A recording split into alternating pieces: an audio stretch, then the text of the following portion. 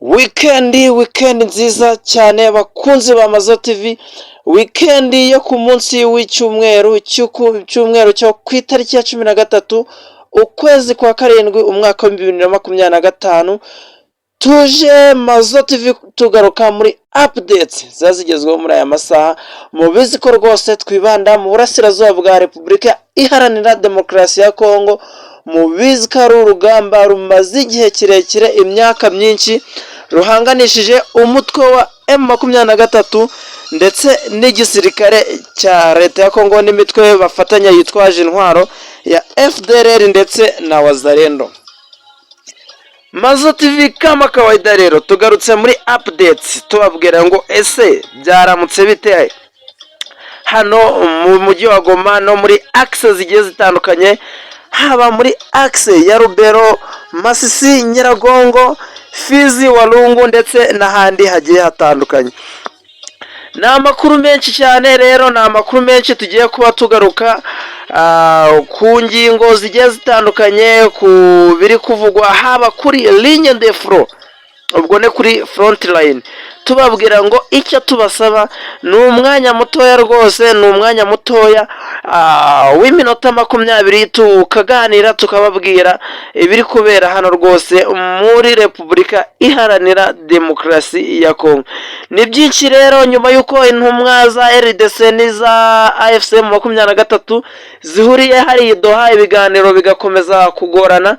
Ni byinshi biri kuvugwa nanone nyuma yuko igihugu cya Uganda cyifatanyije n'ihuriro AFC 23 mu gufungura umupaka wa Bunagana wari umaze imyaka igera kuri 3 ufunzwe.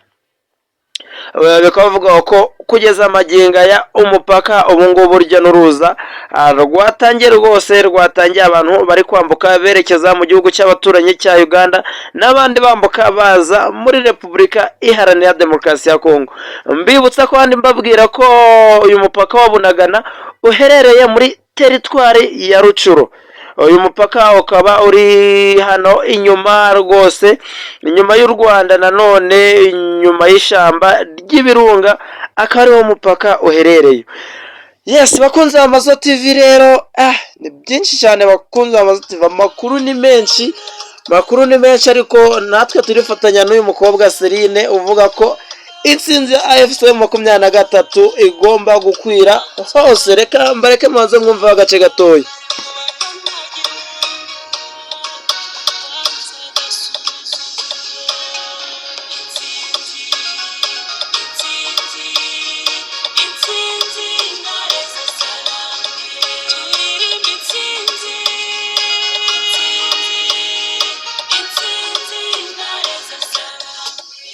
Yes, ati intsinzi intare za Sarambwe, ati intsinzi intare za Sarambwe rero, ati Minembwe intsinzi, Bukavu intsinzi, Goma intsinzi.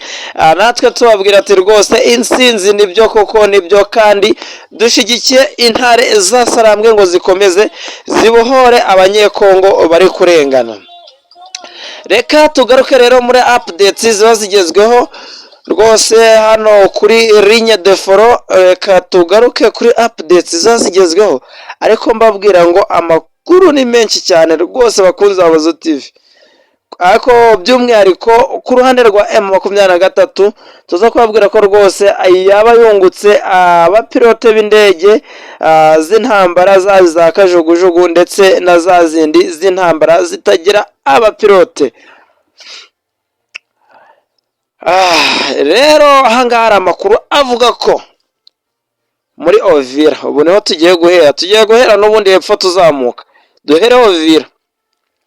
Gupama ebyiri zo muri teritwari ya Ovira, arizo iya Rurungu, iya Runingu n'iya Kigoma rero mu ntara ya Kivu y'Amajyepfo, nizo zoherejwemo abasirikare benshi ba leta ya Repubulika Iharanira Demokarasi ya Kongo, barimo abasirikare ba FARDC n'abarwanyi mu mitwe yitwaje intwaro ya FDL na Wazalendo, bafashijwe n'ingabo z'u Burundi FNDP, nibo baba boherejwe mu gutera ibirindiro bya Twirwaneho hariya rwose muri Sud Kivu.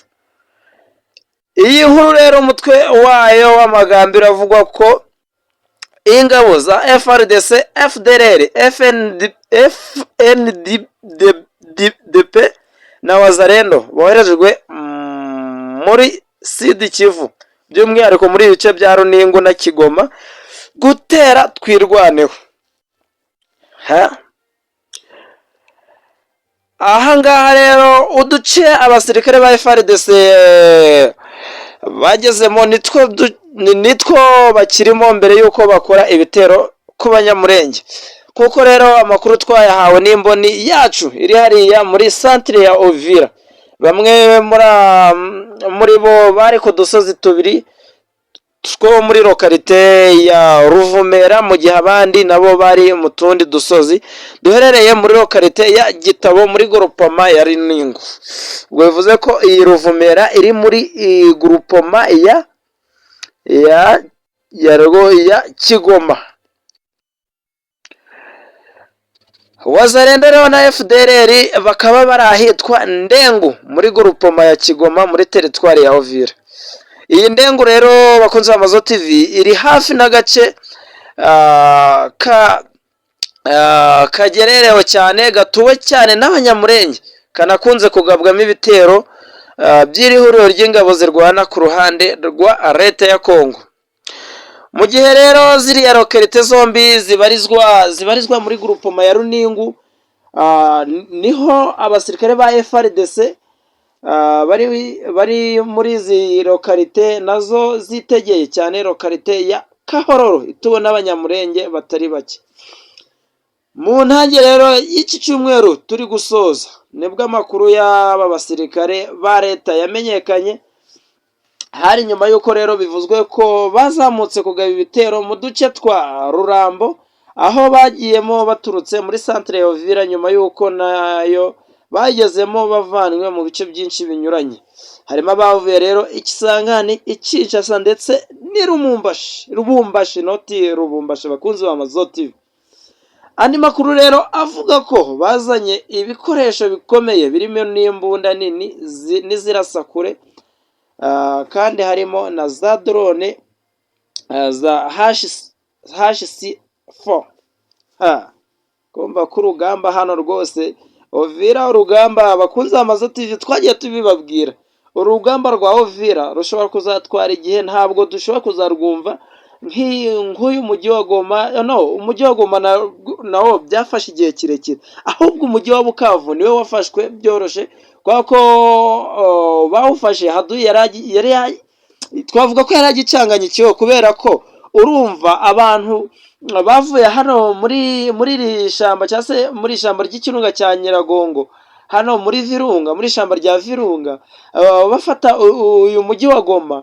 Nyuma yo kuva mu mujyi wa Goma rero abasirikare bavuye mu mujyi wa Goma berekeza Bukavu, babasanze Bukavu batarashyiraho force cyangwa se amapozisiyo akomeye cyane ngo bitegure cyane ko inzira yerekezaga Bukavu twabonye ko ari iriya ya Minova. Iriya ya Minova rero baciye amazi bakigera i Bukavu, umujyi wa Goma wari wafashwe. Ariko nyuma y'uko wafashwe abafashe murabyibuka ko icyo gihe hari mu masaha n'umujyi wa Goma nubwo twabonye amafoto acicikana ku mbuga, Fande Boduwi rwose Boduwi Ngaruye apfukama mu kibuga avuga ati rwose ati Goma tombe. Nyuma yaho rero nibwo twumvise, nyuma y'iminsi cyangwa icyumweru, nibwo twumvise ngo Bukavu tombe. Abenshi rero bahise bahungira za Uvira, abari bahunze urugamba rw'i Bukavu bose baragenda bikusanyiriza Uvira kugira ngo barebe ko bakongera gutera bagaruka. Ariyo mpamvu ubu ngubu tuvuga ngo intare za Sarambwe kuba zitarafata Uvira si uko zaharaniwe, ahubwo Uvira irimo haduyi nyinshi, irimo abasirikare benshi n'aba bacancuro bagiye baza bose. Murabizi ko hari abaciye Burundi, baje baciye Kinshasa bakaza Ikisangani bakagera ku kibuga cya Karemi, bose ubu ngubu bari hariya mu mujyi wa Uvira. Babwira ko uyu mujyi wa Uvira urinzwe cyane. Tukiri aho rero muri ibi bikoresho n'imbunda nini zirasakure, n'iyi ndege cyangwa se iyi drone ya HC4 biri hariya rwose Ovira.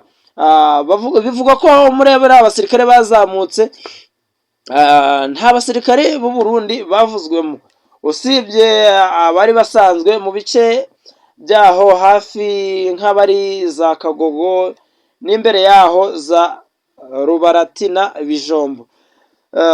Bakunze Amazo TV rero, kandi bivugwa ko hari abategerejwe kuzamuka mbere y'uko ibitero byatangira. Imboni yacu rero iri hariya ivuga ko abasirikare bahawe ibwiriza ribabuza gutangiza ibitero, ahubwo ko bagomba gucokoza abanyamurenge mu kubica no kubanyaga ibyabo, mu rwego rero rwo kugira ngo bibabaze twirwaneho, maze iheraho itangiza intambara cyangwa se ibitero. Usibye rero mu Rurambo, ahandi havugwa abasirikare benshi bo ku ruhande rwa leta kandi bo bazamutsemo n'ingabo z'u Burundi, ni mu nkengero za Centre ya Minembwe. Bivugwa ko rwose bari kwa Murima, Powezero, Ikirembwe n'ahandi. Ibitero rero biri gutegurwa mu gihe intumwa za FM23 n'iza guverinoma ya Kinshasa bari mu biganiro by'Idoha, nabyo bikomeje kuvugwamo amananiza menshi. Hakaba hanaratumiwemo abaminisitiri bashinzwe umutekano ku ruhande rw'u Rwanda n'urwa Repubulika Iharanira Demokarasi ya Kongo. Reka dukomeze n'amakuru yacu, dukomeze rwose, amakuru ni menshi cyane.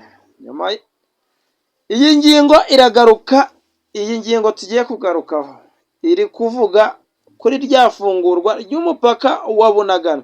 Vuga ko rero leta ya Kinshasa yasabye ibisobanuro guverinoma ya Uganda kubera kuba yafungura uyu mupaka. Minisiteri y'Ububanyi n'Amahanga n'Ubutwererane ya Repubulika Iharanira Demokarasi ya Kongo yatangaje ko igiye gusaba ubusobanuro guverinoma ya Uganda ku cyabateye gufata icyemezo cyo gufungura imipaka ibahuza n'iki gihugu, ariko by'umwihariko mu gice kigenzurwa n'inyeshyamba zo mu ihuriro AFC M23.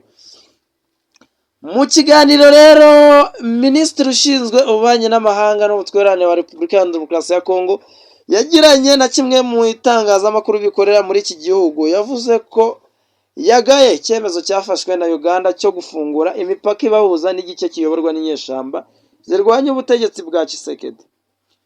Umupaka rero wa Bunagana uhana imbibi n'akarere ka Kisoro muri Uganda, ukaba uherereye muri teritwari ya Rucuro mu ntara ya Kivu y'Amajyaruguru, wafunguwe ku munsi wo kuwa kane n'ubuyobozi bwa Uganda ndetse bari kumwe n'ubuyobozi bw'inyeshyamba zihuriye mu ihuriro rya AFC M23 rirwanya ubutegetsi bwa Kinshasa. Ariko rero nta muyobozi wemewe n'amategeko wa Repubulika Iharanira Demokarasi ya Kongo wari uhari muri iki gikorwa, akaba ari cyo gitera guverinoma ya Repubulika Iharanira Demokarasi ya Kongo kuvuga ko isaba ibisobanuro guverinoma ya Uganda. Raporo rero y'impuguke za Loni yasohotse mu kwezi kwa 12 mwaka 2022 yashinje ihuriro AFC M23 guhatira abaturage baturiye umupaka wa Bunagana gutanga imisoro ngo ifashe izi nyeshyamba, ivuga ko umupaka Bunagana Kitagoma ari wo winjizaga amafaranga menshi muri izi nyeshyamba. Mu kwezi rero kwa 10 mwaka 2022 impuguke za Loni zivuga ko izi nyeshyamba zishyuzaga abanyura kuri uyu mupaka n'amaguru amadolari agera ku 180 ku munsi, akaba angana n'amashiringi 70,000. Kavuga ko nibura hambukaga abantu bakoresha amaguru bagera kuri 500 ku munsi. Izi mpuguke rero zikomeza zivuga ko muri raporo yazo zasanze uyu mutwe wishyuzaga amadolari y'Amerika agera ku 27,000 ku kwezi ku mupaka wa Bunagana, bakishyuza umusoro ku nka imwe ungana n'amadolari 7, bakishyuza abahinzi kugira ngo babashe kugera mu mirima yabo nibura amadolari 3 ku kwezi. uyu mupaka rero wari wafunzwe mu mwaka wa 2022 mu kwezi kwa gatatu na guverineri w'igisirikare w'intara Kivu y'Amajyaruguru Costa Ndima. Ibi byatangajwe na Kinshasa mu gihuriro wa AFC mu 2023 ribashije kuza mu bikorwa bya guverinoma. Umuvugizi rero mu bya politike na diplomasi Bwana Bertrand Bisimwa yashimiye perezida wa Uganda Museveni ku cyemezo yafashe cyo gufungura uyu mupaka ubahuza n'ibice AFC mu 2023 igenzura. Kunzi Amazo TV, reka tuve kuri iyi nkuru twongere twikubite hano. Indege rwose hano biravuga ko indege mu bice 23 igenzura, iyo bita Sukhoi yaje kuba yakora ibintu bidasanzwe. Nyuma rero y'amezi menshi indege ya gisirikare mu bwoko bwa Sukhoi isenyutse kanatereranwa ku kibuga cy'indege cya Goma kubera igitutu gikomeye cy'ingabo za leta FARDC, indege yashoboye gusubizwa mu kazi. Byashobotse rero biturutse ku musore ukomoka i Masisi wize gutwara indege z'intambara n'imikoranire yazo n'ingabo zo hasi mu gihugu kiri hanze y'umugabane wa Afurika. Uwo musore rero si we wenyine, hari n'abandi basore 4 bakomoka mu mutwe w'inyeshyamba wa M23 baherutse kurangiza amasomo yihariye gutwara akajugujugu z'intambara. Ibi ni iby'ingenzi rero, ni iby'ingenzi ku mutwe wa M23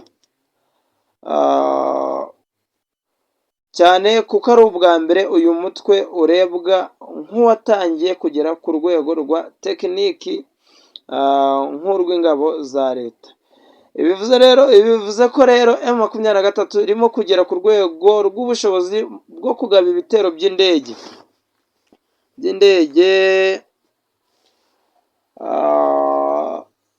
ibintu byari bisanzwe ari iby'igisirikare cya leta gusa.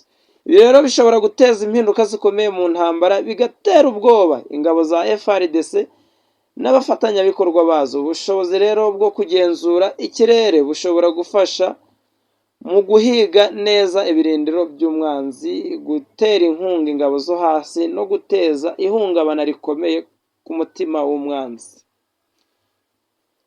Ikindi gikomeye rero ni uko aba basore baturuka mu bice bifite igisobanuro gikomeye muri uru rugamba, haba Masisi, Karehe ndetse na Rucuru. Kuba rero aba bahungu baratojwe mu buhanga bw'intambara yo mu kirere ni ikimenyetso cy'uko M23 iri kuva ku rwego rwa umutwe w'inyeshyamba isanzwe igatangira kuba ingabo zifite imiterere ya politike n'iya gisirikare, zirimo abatekinisiye b'abapilote. Intambara yo mu burasirazuba bwa Kongo ntishobora kuba ikiri y'amasasu n'ibisasu gusa, ishobora kuba itangiye kujya mu bice bitatu, haba ubutaka, ikirere ndetse n'amarangamutima.